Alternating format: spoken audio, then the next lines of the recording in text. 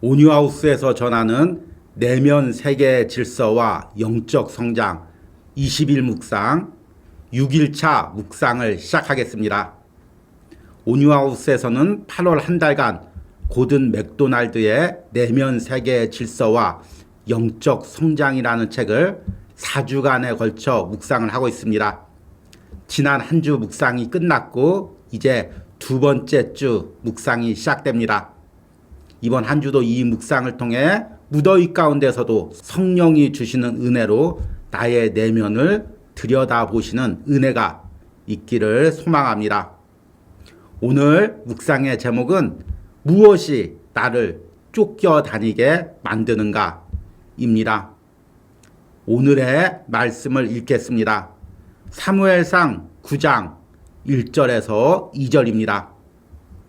베냐민 지파에 기스라 이름하는 유력한 사람이 있으니 그는 아비엘의 아들이요 스롤의 손자요 베고랏의 증손이요 아비야의 현손이며 베냐민 사람이더라. 기스에게 아들이 있으니 그의 이름은 사울이요 준수한 소년이라. 이스라엘 자손 중에 그보다 더 준수한 자가 없고 키는 모든 백성보다 어깨 위만큼 더 컸더라. 아멘. 오늘의 묵상입니다. 성경에서 이스라엘의 첫 왕인 사울만큼 쫓겨다니는 자의 전형을 잘 보여주는 경우도 드물다. 사울은 공적 세계 초기에 자산이 될 수 있고 혹은 막중한 부채가 될 수도 있는 천부적인 재능들을 가지고 있었다. 어느 편이 될지는 그의 선택에 달려 있었다. 또 그런 선택은 그의 내면 세계의 일상적인 질서에 달려 있었다. 그가 소유했던 재능들은 부모로부터 물려받은 부와 매력적인 외모, 그리고 건장하고 발달된 체격이었다. 이 모두는 한 인간의 공적 세계에 기여할 만한 특징이다. 달리 말하면 사울은 첫 인상으로는 주변에 있는 누구보다 뛰어났다.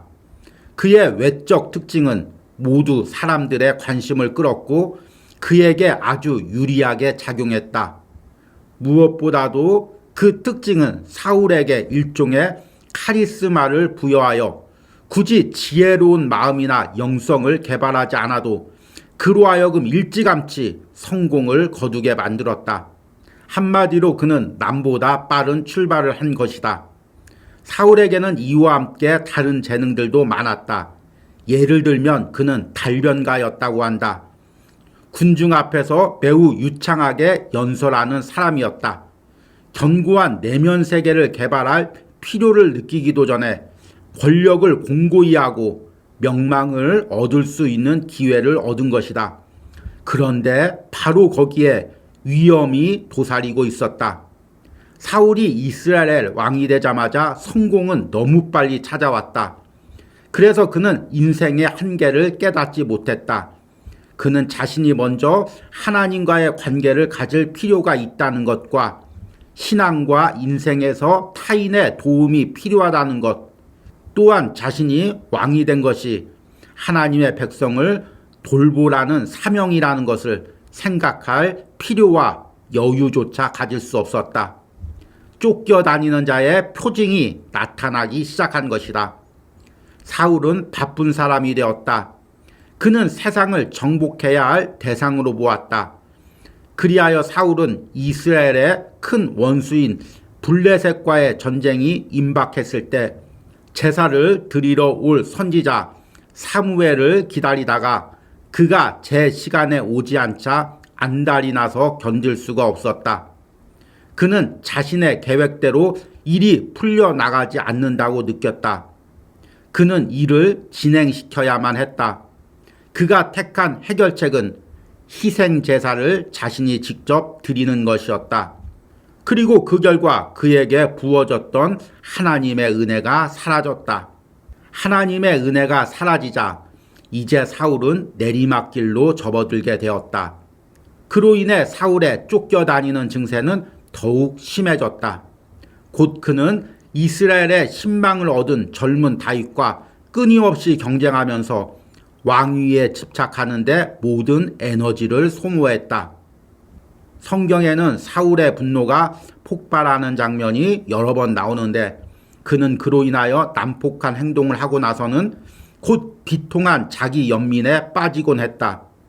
말년에는 원수를 찾느라 온 숲속을 뒤지며 자제력을 상실한 인간이 되었다. 왜 그렇게 되었을까? 그는 애초부터 쫓겨다니는 사람이었고 단 한 번도 내면 세계의 질서를 가꾸지 않았기 때문이다. 그 결과 그는 수치스러운 죽음을 맞이하게 되었다. 그는 쫓겨다니는 인물의 전형이었다. 우리 안에 사울 같은 면모가 보인다면 그만큼 내면 세계에서 해야 할 작업이 많다는 말이다.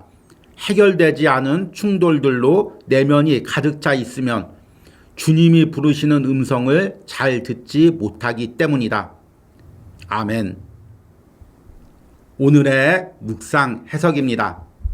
우리는 지난주에 내면 세계 질서와 영적 성장을 묵상하면서 이 책에서 말하는 쫓겨다니는 사람의 8가지 특징을 묵상했습니다.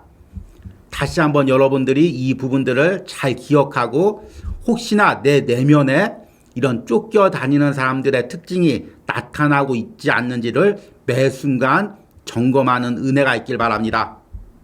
오늘은 이 쫓겨다니는 사람의 8가지 특징을 모두 가지고 있는 한 인물을 소개합니다. 바로 성경에 나와 있는 사울왕입니다. 사실 우리는 성경을 통해서 사울왕이 신앙에서 실패한 대표적인 인물로 생각하고 있습니다. 그러나 현대적인 관점에서 보면 사울왕은 성공의 모든 요소를 날 때부터 타고난 사람입니다. 오늘 사무엘상 9장 1절과 2절에서도 읽었지만 사울은 기스의 아들로 태어났습니다. 그런데 성경에서는 기스를 베냐민 지파의 유력한 사람이라고 소개하고 있습니다. 유력하다는 것은 많은 물질적 부와 명예를 가지고 있는 사람이라는 것입니다. 그러니까 사울은 날 때부터 금수저였던 거죠. 그리고 오늘 말씀에 사울을 소개하는 외모적인 묘사가 놀랍습니다. 사무엘상 9장 2절 말씀을 보니까 기스에게 아들이 있으니 그의 이름은 사울이요 준수한 소년이라. 이스라엘 자손 중에 그보다 더 준수한 자가 없고 키는 모든 백성보다 어깨 위만큼 더 컸더라. 성경에서 사람의 외모를 가리키면서 이처럼 칭찬한 것이 드뭅니다. 사울을 준수한 소년이라고 이야기하고 이스라엘에 그보다 더 준수한 사람이 없더라. 이렇게 이야기합니다. 더 뛰어난 것은 그가 당시에 보통 남성들보다 키가 어깨 위만큼 컸다고 이야기하고 있습니다. 지금으로 말하자면 190 정도 키에 근육질의 남성의 잘생긴 외모를 가지고 부잣집 아들로 태어난 사람입니다. 무엇 하나 부족할 것이 없죠. 특히 성경에서는 그가 달변가라고 이야기하고 있습니다. 처음 그가 왕이 되었을 때 암몬 사람과 전쟁할 때 백성들이 두려워 떨자 그가 연설 한마디 하니까 모든 백성들이 돌변해서 사울과 함께 전쟁에 참여했습니다. 이 달변가, 말을 잘하는 사람, 세상에서는 아주 유리하지만 신앙에서는 아주 치명적인 위협을 가지고 있습니다. 특히 목회자나 리더가 달변가였을 때 그의 내면에는 치명적인 위험이 도사리고 있습니다. 제가 젊었을 때 설교를 준비하다 보면 다른 동료 목사님들 중에서 말을 잘하는 목사님은 별로 설교를 준비하지 않습니다. 준비하지 않아도 강단에서 재미있고 유머 있는 말을 하면 한 주간 계속 말씀만 준비한 저와는 비교가 안 될 정도로 성도들의 반응이 좋습니다. 그래서 그런 목회자 같은 경우는 애써서 설교를 준비하지 않죠. 설교를 준비하면 오히려 말이 꼬인다고 합니다. 또한 외모적이나 타고난 리더십을 가지고 있는 사람들은 특별히 기도하지 않습니다. 기도하지 않아도 성도들이 알아서 잘 따르기 때문입니다. 물론 다 그런 건 아니죠. 자신이 많은 재능을 가지고 태어났으면서도 자신의 연약함을 알고 하나님께 무릎 꿇는 목회자나 리더들도 많이 있습니다. 그러나 사울은 그렇게 하지 못했습니다.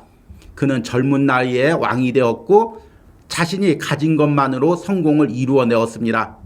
그래서 하나님 앞에 무릎 꿇지도 않았고 사람들과 협력하지도 않았습니다. 혼자 밀고 나갈 뿐이었죠.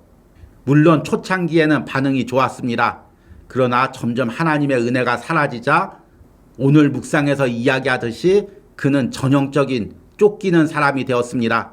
백성들의 인기가 다윗에게 넘어가자 그것을 견딜 수가 없었습니다. 어떻게든지 다윗을 죽이려고 했고 또 그런 자신의 모습에 스스로 환멸을 느끼기까지 했습니다. 여러분, 사울이 왜 타고난 능력에도 이렇게 무너졌을까요? 바로 내면에서 하나님과 만나고 내면의 질서를 세워가는 훈련을 무시했기 때문입니다. 굳이 그 훈련을 할 필요가 없다고 생각했기 때문입니다. 자신이 가진 능력 그리고 젊었을 때부터의 성공으로 그는 외적으로 달리기만도 정신이 없었습니다. 여러분, 오늘 사울의 모습을 묵상하며 혹시 내 모습이 보이는 부분은 무엇입니까? 우리는 이 묵상을 하면서 쫓겨다니는 사람의 특징에 대해서 언급했습니다. 그런데 이것이 특별히 한두 사람에게만 해당되는 것이 아닙니다. 모든 사람들이 그런 요소를 가지고 있습니다. 문제는 이것을 깨닫고 성령의 도움으로 이것을 변화시키기 위해 몸부림치는 삶을 사는가? 아니면 여전히 외적인 것만을 추구하며 사는가? 여기에 차이가 있습니다. 제가 이 묵상을 하면서 여러분들에게 간절히 바라는 것은 이 묵상을 듣고 여러분들이 나의 내면을 깨닫고 성령님 앞에서 깨트려가고 변화되는 은혜를 누리는 것입니다. 이 은혜를 오늘 묵상에 동참하는 모든 분들이 누리시기를 축복합니다. 오늘의 적용과 기도입니다. 사울왕은 일평생 무엇에 의해 쫓겨다녔습니까? 나는 무엇에 의해 쫓겨다니고 있습니까? 오늘 묵상을 통해 사울왕 같은 내면의 무질서한 모습이 내 안에 있는지를 들여다보시고 이것을 하나님께 고백하며 내면의 질서를 세워가는 기도를 드리시기 바랍니다. 우리 함께 기도하겠습니다. 하나님, 오늘 묵상을 통해 말씀을 통해 사울왕의 모습을 보며 나의 내면에도 이런 특징이 있지 않는지를 생각해 보게 됩니다. 주님, 내가 무엇에 쫓기며 달리고 있습니까? 왜 내 내면에 신경을 쓰지 못하고 외적인 것만을 향해 달리고 있습니까? 주님, 오늘 고요한 가운데 이 묵상을 하며 나의 내면을 발견하게 하시고 나의 내면에 쫓기는 자의 특성들을 깨닫는 은혜가 있게 하여 주시옵소서. 그리하여 하나님이 주신 타고난 재능을 겸손한 가운데 기도하면서 사용하여 하나님께 영광 돌리는 삶을 살게 하여 주시옵소서. 예수님의 이름으로 기도했습니다. 아멘.